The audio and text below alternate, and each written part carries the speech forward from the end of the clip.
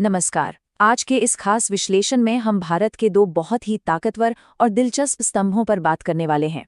एक तरफ हम देखेंगे भारतीय कॉरपोरेट मीडिया के उस विशाल साम्राज्य को जिसकी पहुंच सच में देश के कोने कोने तक है, और दूसरी तरफ हम बात करेंगे उस कानूनी और अकादमिक ढांचे की जो इसी समाज में रहने वाले आम लोगों और खासकर वंचित वर्गों के अधिकारों की रक्षा करता है। सच कहूं तो ये सफ़र बड़े बड़े कॉरपोरेट बोर्डरूम से शुरू होकर सीधे ज़मीनी स्तर के न्याय तक जाने वाला है। तो चलिए बिना किसी देरी के आज के इस रोड मैप पर एक नज़र डाल लेते हैं। हम सबसे पहले मीडिया पावर हाउस के स्केल को समझेंगे, फिर उनकी जनता तक पहुंच देखेंगे, उसके बाद हम कानूनी परिदृश्य की ओर बढ़ेंगे और आखिर में वंचितों का पक्षधर बनने की अहमियत को जानेंगे। चलिए सीधे पहले हिस्से पर आते हैं। यहाँ हम जागरण प्रकाशन लिमिटेड के व्यावसायिक मॉडल को जरा करीब से देखेंगे। साल 1975 में शुरू हुई ये कंपनी जागरण प्रकाशन लिमिटेड आज की तारीख में सिर्फ एक अखबार नहीं रह गई है। मतलब ये print, digital, out of home advertising और अलग अलग इवेंट्स में एक बहुत बड़ा नाम बन चुकी है। जरा सोचिए, भारत के 13 राज्यों में 5 अलग अलग भाषाओं में इनके 10 समाचार पत्र और पत्रिकाएं छपती हैं। ये सच में एक ऐसा विशाल साम्राज्य है जिसने दशकों से भारतीय मीडिया की पूरी तस्वीर ही बदल कर रख दी है। अब ये स्लाइड काफी दिलचस्प है। एक इन्वेस्टर के नजरिए से देखें तो HDFC सिक्योरिटीज ने 118 रुपये 50 पैसे के मौजूदा रेट पर इसे खरीदने की सलाह दी है और इसका टारगेट रखा है 148 रुपये। लेकिन इसके पीछे का सबसे बड़ा कारण क्या है? कारण है सरकारी विज्ञापन दरों में 25% की भारी बढ़ोतरी। जी हाँ, 25%। सरकार का ये कदम इस मीडिया पावर हाउस के रेवेन्यू के लिए एक बहुत बहुत बड़े बूस्टर का काम कर रहा है। अब आगे बढ़ते हैं हमारे दूसरे हिस्से की तरफ। आइए देखते हैं कि ये मीडिया पावर हाउस असल में आम जनता से जुड़ता कैसे है। इस नंबर पर जरा ध्यान दीजिए, 7 करोड़। बिल्कुल 7 करोड़, ये कोई छोटा मोटा नंबर नहीं है। इंडियन रीडरशिप सर्वे के मुताबिक ये उनके प्रमुख हिंदी डेली दैनिक जागरण की कुल रीडरशिप है।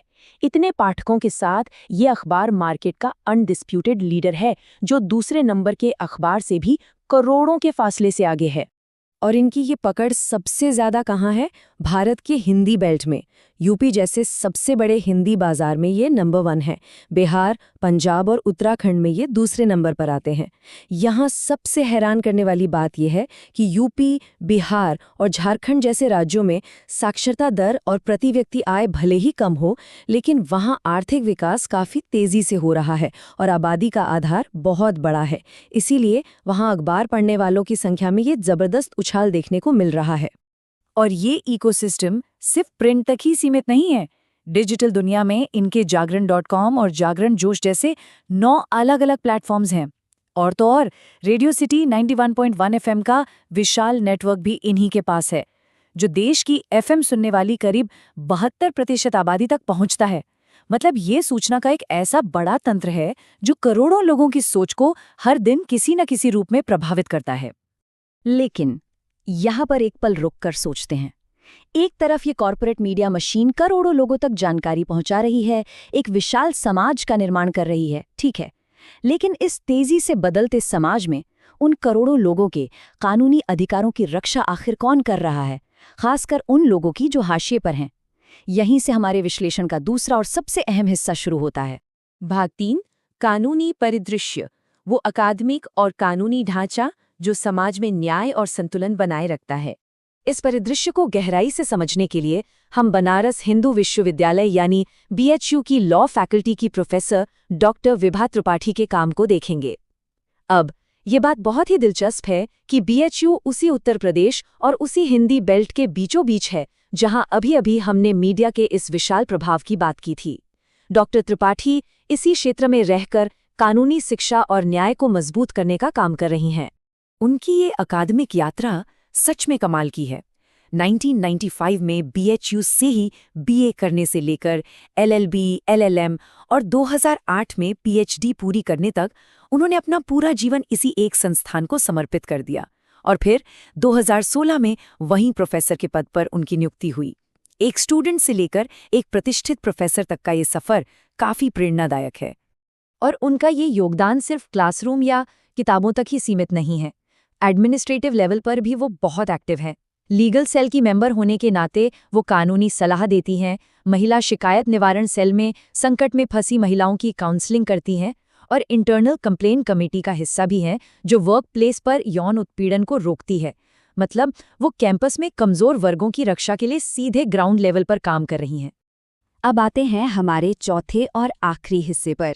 चलिए उनकी रिसर्च और पब्लिकेशन की दुनिया में चलते हैं। ये उनके मुख्य रिसर्च के विषय हैं। नारीवादी अपराधशास्त्र, कमजोर वर्ग के कानूनी अधिकार, आपराधिक समाजशास्त्र और दंडशास्त्र और पीड़ित शास्त्र। ये कानून के वो खास क्षेत्र हैं जो हमारे इस तेजी से विकासशील समाज में न्याय बनाए रखने के लिए सच में बहुत जरूरी हैं। और यहाँ सबसे अहम बात यह है कि डॉक्टर त्रिपाठी सिर्फ पुराने कानून नहीं पढ़ा रही, वो भारतीय कानूनी ढांचे में बिल्कुल नए और प्रोग्रेसिव विचारों को लेकर आई हैं। उन्होंने इंडियन लीगल जर्नल्स में ट्रांसजेंडर क्रिमिनोलॉजी और कन्विक्ट क्रिमिनोलॉजी जैसे एकदम नए कॉन्सेप्ट्स पेश किए हैं। मानवाधिकारों के दायरे को बढ़ाने के लिए ये सच में एक बहुत बड़ा और साहसिक कदम है। अब देखिए हमारे आज के विश्लेषण के दोनों हिस्से आपस में कैसे जुड़ते हैं। 2014 में डॉक्टर त्रिपाठी का एक पेपर पब्लिश हुआ था, media and women sympathy, empathy और एपैथी। ये सीधे तौर पर हमें दिखाता है कि कैसे मीडिया का वो विशाल नेटवर्क जिसकी हमने शुरुआत में बात की थी, वो महिलाओं के कानूनी अधिकारों और समाज के नजरिए से कितनी गहराई से जुड़ा हुआ है। और अब सबसे शानदार और हैरान करने वाली बात, वो सिर्फ एकेडमिक जर्नल्स तक ही सीमित नहीं है। वो कंज्यूमर राइट्स, लोकतंत्र का भविष्य और अपराध में लैंगिक तटस्थता जैसे गंभीर मुद्दों पर अपने विचार जनसत्ता और जी हाँ, दैनिक जागरण जैसे नेशनल मीडिया आउटलेट्स में लिखती हैं। वही दैनिक जागरण जिसकी 7 करोड़ की रीडरशिप की बात हमने अभी की थी। ये सच में एक कमाल का तालमेल है कि कैसे एक लॉ प्रोफेसर अपने प्रोग्रेसिव विचारों को आम जनता तक पहुंचाने के लिए उसी विशाल मीडिया मशीनरी का इस्तेमाल कर रही हैं। तो इस पूरी चर्चा को हम एक बहुत ही गहरे सवाल के साथ खत्म करते हैं।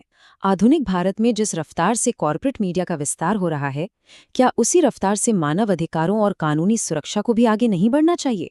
क्योंकि जब मीडिया की पहुंच और न्याय की आवाज एक साथ मिलकर कान करते हैं, तभी एक सच्चे और मजबूत समाज की नींव रखी जाती है। इस बारे में जरूर सोचिएगा। आज के इस विश्लेषण में हमारे साथ जुड़ने के लिए बहुत बहुत धन्यवाद।